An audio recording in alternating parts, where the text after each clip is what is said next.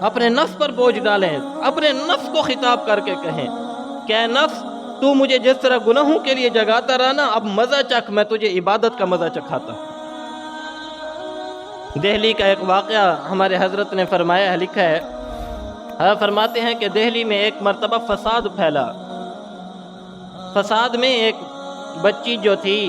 وہ کہیں باہر گھوم رہی تھی، تو دنگے فساد میں اس نے اپنی جان کو بچانے کے لیے ایک مسجد کے اندر پناہ لی۔ جب مسجد کے اندر پہنچی تو مسجد کے اندر ایک نوجوان قرآن مجید کی تلاوت کر رہا تھا، شام کا وقت تھا۔ تو اس نوجوان نے کہا کہ دیکھو میری بہن یہاں سے چلی جاؤ، میں اس مسجد کے اندر اکیلا ہوں، لوگ باتیں کریں گے۔ کہنے لگی کہ باہر نکلتی ہوں تو میری جان کو خطرہ ہے، میں کہاں جاؤں، آپ مجھے برائے مہربانی یہاں ٹھہرنے کے لیے جو ہے مہلت دے دیجئے، وقت دے دیجئے۔ تو نوجوان بھی سمجھ گیا، کہنے لگا چلو ٹھیک ہے۔ اب ایک کونے میں وہ لڑکی بیٹھی ہوئی ہے اور دوسرے کونے کے اندر وہ نوجوان قرآن کی تلاوت کر رہا ہے۔ اس وقت میں دیے جلائے جاتے تھے، شمع جلائی جاتی تھی جس کے روشنی ہوتی تھی۔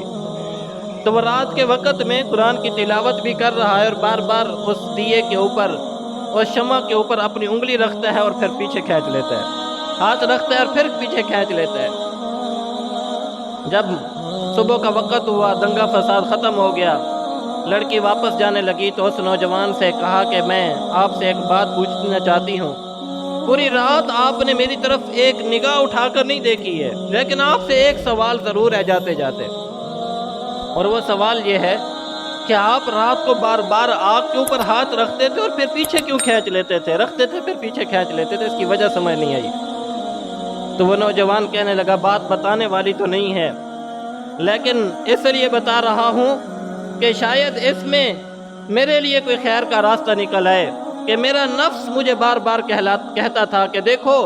اکیلی جگہ ہے، اکیلا وقت ہے، لڑکی بھی اکیلے وقت میں ہے، تم چاہو تو اپنے نفس کی خواہش کو پورا کر سکتے ہو۔ لیکن میں بار بار اپنا ہاتھ اس آگ کے اوپر رکھ کے اپنے نفس کو خطاب کر کے کہتا تھا، اے نفس تو جب دنیا کی آگ کو برداشت نہیں کر سکتا تو جہنم کی آگ کو کیسے تو برداشت کرے گا۔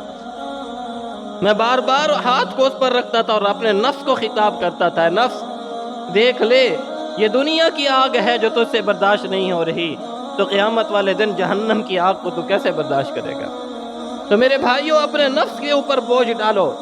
جب رات کو اٹھو کہو کہ آج تک تو نے بڑی لذتوں کی نیند سو لی، آج تک تو نے بڑے ہم سے گناہ کروا لیے، اب ہم تمہیں جگائیں گے اور اپنے اللہ کے لیے جگائیں گے اور اللہ کی محبت میں جگائیں گے۔ پھر دیکھیے یہ نفس آپ کا کیسے ساتھ دیتا ہے، آپ کا ہاتھ پکڑ کر یہ آپ کو اٹھائے گا۔ پھر